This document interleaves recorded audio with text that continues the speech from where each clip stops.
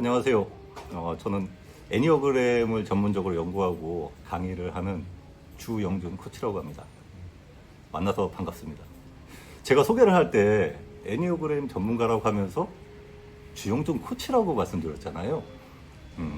그래서 저는 이제 코칭 쪽에서도 일을 하고 또 연구를 하고 있습니다. 그래서 저는 한국코치협회의 KSC 자격과 국제코칭연맹 ICF의 PCC 자격을 가지고 있습니다. 오늘 제가 말씀드릴 거는 이 애니어그램을 어떻게 잘 활용해서 우리가 코칭에 좀 접목시킬까, 이런 거에 좀 많은 관심을 갖고 이야기 나눠보려고 하는데, 이게 범위가 너무 방대하잖아요. 그 중에 제가 이제 조그맣게 책을 하나 쓴 게 있어서 그 책에 대한 내용을 간단히 소개시켜 드리려고 해요. 그럼 우선 애니어그램이 뭔지 제가 간단히 말씀을 드릴게요.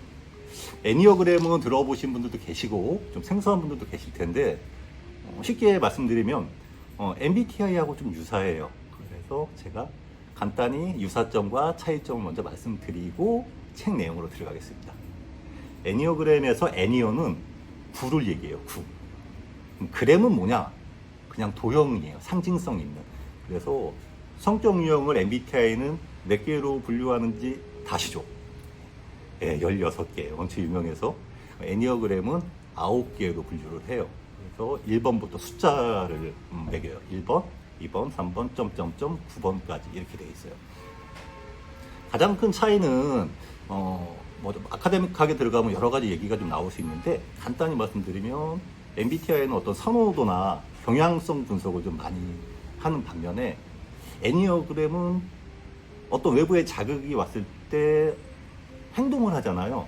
그 행동의 이면에 있는 어떤 무의식적 동기를 좀 탐색을 해요. 그래서 똑같은 행동을 어떤 사람이 하더라도 이 사람은 왜 이런 행동을 했을까? 라는 걸 인식을 하고, 그걸 기반으로 해서 그러면 더 건강하게 어떻게 내가 좀 나를 성장시킬 수 있을까? 이런 거에 대한 고민을 하는 게 애니어그램이에요. 애니어그램 구조는 아까 말씀드린 대로 1번부터 9번까지 이렇게 나누어져 있는데, 보통은 큰 틀에서는 번호 양옆에, 내가 예를 들면 3번 유형에 가까워요. 그럼 그 옆에 있는 2번하고 4번을 날개라고 그래서 개발하기가 조금 더 이제 수월한 그런 구조를 갖고 있고, 하나는 애니어그램의 특징은 이 번호의 여러 가지 성향들을 다 이용하거든요. 이게 애니어그램의 역동인데, 예를 들면 제가 3번 유형에 가까운 성격을 갖고 있어요. 근데 어떨 때는 컨디션이 안 좋을 때가 있잖아요. 그럴 때 나타나는 현상들이 있어요.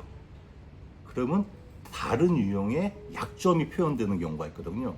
그래서 제가 이제 분열 방향으로 이동을 한다고 얘기를 하고, 그거를 인식을 하면 제가 내가 좀 스트레스 많이 받나? 상태가 안 좋나? 라는 걸 인식을 하면 개선할 수 있는 여지가 생기잖아요. 그리고 또 건강할 때는 통합 방향, 분열과 통합. 첫 번째 날개, 그 다음에 분열과 통합. 이렇게 좀 분류를 하고, 하나 더 좀 말씀을 드리면, MBTI는 이렇게 수평적 구조를 띠고 있거든요. 그럼 애니어그램도 마찬가지예요. 수평적 구조를 띠고 있는데 플러스 수직적 구조도 같이 갖고 있어요. 애니어그램은. 그래서 3번 유형에 가까운 저의 성격을 3번 안에서 1번부터 9까지 다시 의식 수준을 나눠요. 그래서 아주 건강할 때 1번의 모습과 정신적으로 아주 스트레스 상황일 때 9번의 모습을 확인을 하는 거죠. 그 이동하는 걸 체크하는 포인트가 있어요. 역시 그걸 확인한 다음에 제가 건강하게 나아갈 수 있는 걸 고민하는 거예요. 계속 말씀드리지만 애니어그램은 얘기를 하다 보니까 천상 나를 위한 거잖아요. 나를. 이 성격 유형 검사라는 거는 누구를 보고 판단하고 그 사람을 평가하기 위한 게 아니라, 제가 저를 알고 좀 더 건강한 삶을 살아갈 수 있도록 하기 위한 게 이제 애니어그램이에요.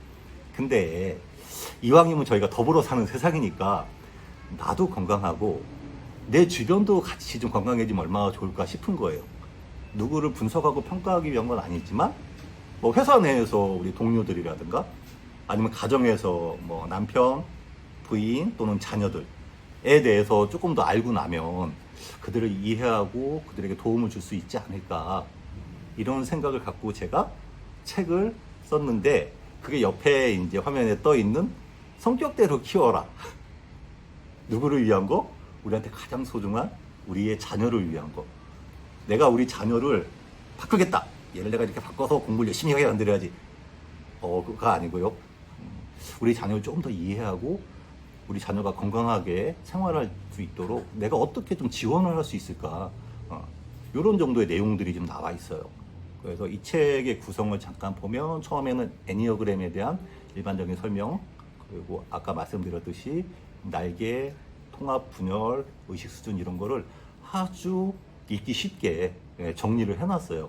그래서 그걸 한번 보시면 좋을 것 같고, 그 다음에 이쪽에 포인트는 우리 자녀에 관련된 거니까 자녀의 생활 태도를 우리가 확인할 수 있게 해놨어요. 우리 아이가 몇 번 유형인지 알면 그 체크리스트는 당연히 책에 들어가 있어요. 물론 약식이긴 한데 우리 자녀를 보고서 이렇게 체크하면 우리 자녀는 몇 번 유형이 좀 가깝구나. 제가 좀 단정하는 표현을 안 쓰거든요. 너는 3번 유형이야. 이런 거는 좀 지양해요. 3번 유형에 가까운 성향을 갖고 있어. 그런 정도로 판단할 수 있는 체크리스트가 있어서 그걸 보고 판단하시면, 우리 아이가 뭐 예를 들면 뭐 학교를 갔다 왔어요. 근데 어떤 아이는 들어오자마자 신발도 안 벗고 가방 씩 던지고 밖으로 튕겨 나가는 거죠. 밖에 누가 있을까요? 나를 기다리는 수많은 나의 프렌드들이 기다리고 있는 거예요. PC방을 가기 위해서 또는 그 어디를 가기 위해서. 반면에 어떤 친구는 오자마자 조용히 자기 방으로 들어가서 방문을 걸어 잠그는 거죠. 그럼 부모 입장에서는 부모의 성격에 따라 또 다르게 해석이 돼요. 어떤 부모님은 이놈의 자식은 들어오자마자 신발도 안 벗고 밖으로 튀어나가네요 걱정을 하고, 어떤 부분은 쟤는 맨날 오면 집 앞구석에 처박혀갖고 나오지도 않아요 라고 걱정을 하는 거예요. 근데 이게 정말 걱정할 일인가? 나의 아이를 알고 나면 그 아이가 자기 방에 들어가서 혼자서 하루 종일 학교에서 받은 스트레스나 또는 소진된 에너지를 보충할 수도 있단 말이에요. 그 시간이 그 아이는 절대적으로 필요할 수도 있는 거거든요. 근데 그걸 이해하고 나면은 엄마도 좀 여유 있게 기다려줄 수가 있는 거죠. 그런 생활 패턴에 대한 이해도 한 꼭지가 아니라 큰 단원이죠. 유형별로 정리가 돼 있고, 부모님들이 이제 좋아한다고, 죄송합니다. 좋아한다는 아니고 관심이 많은 학습. 우리 애는 도대체 어떻게 공부시켜야 될까?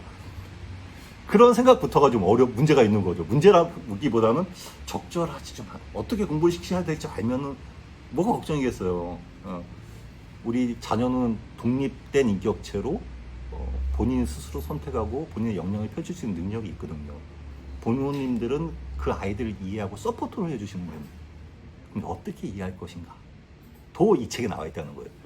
예를 들면 우리 아이는 학교에서 끝나고 야자를 학교에서 하고 오는 게 효과적인지 공부에, 아니면 시끌시끌한 거 싫으니까 독서실을 조용히 공부를 하는 게 좋을지, 아니면 어울려서 공부를 해야 되니까 학원에 보내는 게 좋을지, 아니면 우리 자기 방에 들어가서 조용히 혼자 있는 게 좋을지, 이게 다르거든요.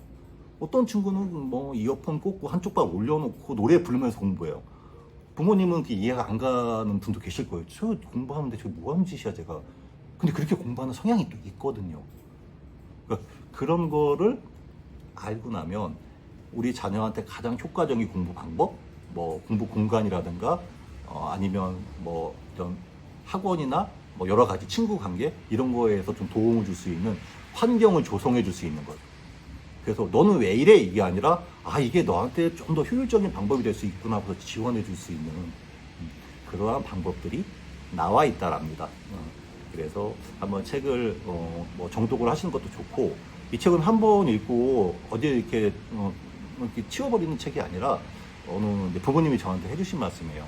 한번 읽고 책꽂이에 꽂아놓고 아이의 컨디션이 안 좋을 때 한번 찾아보는 거예요. 다시 우리 아이가 왜 그럴까 지금. 왜냐면 기억이 잘 안 나잖아요, 책 내용이. 다시 한번 보고 이래서 이렇구나. 그러면 나는 어떻게 좀 도움을 줄 수 있을까. 이럴 때 좀 도움이 되니까 귀하게 보관할 건 아니지만 옆에 그래도 가까운 데 손 닿을 때 하나 꽂아 놓으시고 필요할 때마다 참고하시면 일상에 좀 도움이 되시지 않을까 싶습니다. 건강한 자녀하고의 관계, 그리고 자녀의 미래의 희망을 좀 찾기를 바라시면서 말을 여기서 마치겠습니다. 감사합니다.